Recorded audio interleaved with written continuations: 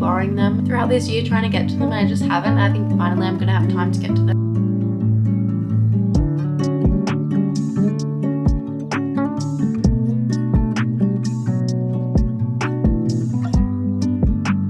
Very, very interesting, exciting things are happening. Hi guys, welcome to today's video. So we are gonna do another monthly reset. We're gonna reset for May. I didn't do an April reset. I didn't really have a TBR that month. I also didn't do any journaling, so I didn't do my reading journal spread or anything. So I kind of took a break. So I'm very excited. We're not gonna do as much things as I've done in my past ones. I think we're gonna relax a little on how much I've been doing. My other ones I've been doing so much journaling, and it's been mostly journaling. And I want to hold back a little. I thought in this reset I could just do my May reading journal spread and my May TBR. I think that's all I'm gonna do.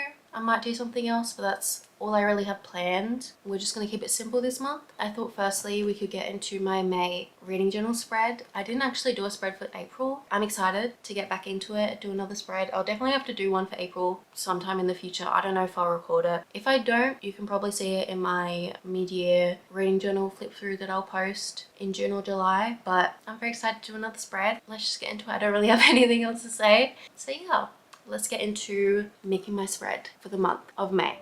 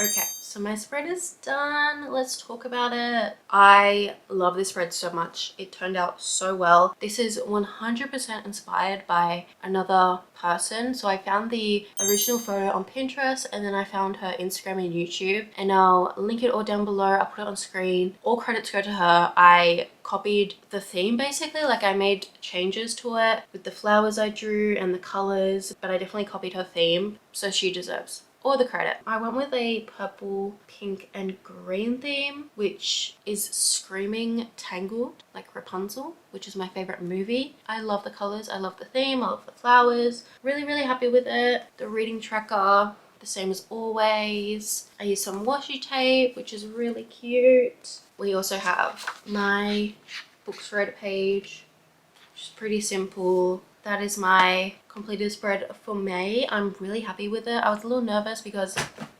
I just dropped my reading journal. I was really nervous because I haven't done a spread in a little bit, but I'm really happy with how it turned out. I don't think there's anything else to say about that, so we should get into my TBR. So I haven't had a TBR for the past few months because I've been a little all over the place with my reading, but I wanted to set another TBR. I feel like I just really enjoy setting TBRs. They're always fun to make, even if I don't read all the books. It's always fun to pick the books I want to read for the month and to tick them off when I do read them and feel a little accomplished. So most of these books I don't actually have at the moment. They're mostly library books, so some of them I haven't collected from the library yet. Let's get into the books I want to read this month. There's nothing really that exciting. Like I said, it's all library books. That's kind of my goal for this month, is to read mostly from the library. Some of these books I've probably mentioned in previous TBRs, but let's just go through it anyways. So first we have A Curious Beginning and A Perilous Undertaking. So these are the first two books in the Veronica Speedwell series. This is like a mystery romance series. I think it's set in like the Victorian